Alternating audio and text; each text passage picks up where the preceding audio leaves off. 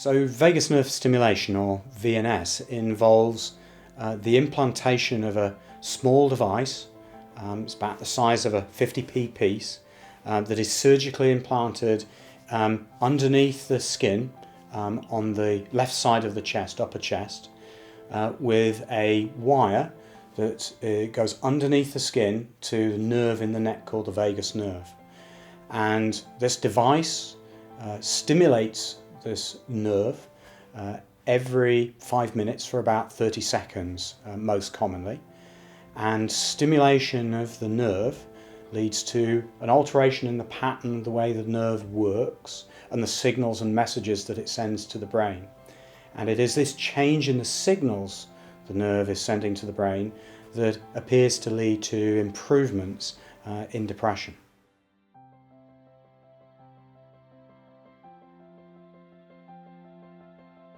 The surgery for VNS is very straightforward. I'm not a neurosurgeon, so I'm not necessarily the best person to say this, but it does appear to be a very, very simple, straightforward operation. So they would be discharged pretty quickly after the surgery. We then arrange to meet the patient afterwards, and we make adjustments to the setting of the VNS device. This is a very simple procedure using a handheld device that the person holds against their clothing over where the device has been implanted, and that's connected to a tablet device that I can then adjust the program. And we adjust the settings to gradually increase the amount of stimulation that the device is delivering to get it into the sort of range that we understand as the optimal stimulation range to help treat depression.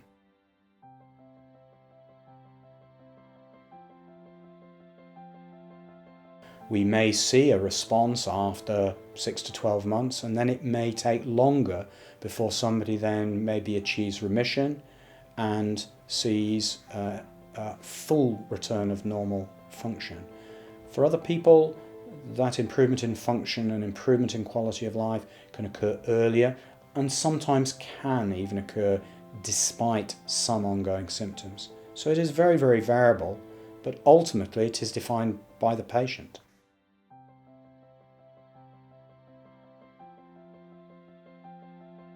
The majority of patients who respond to VNS remain responders over long-term follow-up. This influences me to think that VNS may be particularly valuable for patients who are having frequent relapses. Overall, I think that VNS is a very valuable option within the range of different treatments that are available for patients with depression and difficult to treat depression. It is only one option, and it is not a magic wand, but it is something that we have perhaps not used as much as we perhaps could have done. And the recent evidence demonstrating the level of improvement that many patients can expect with VNS would tend to support that contention.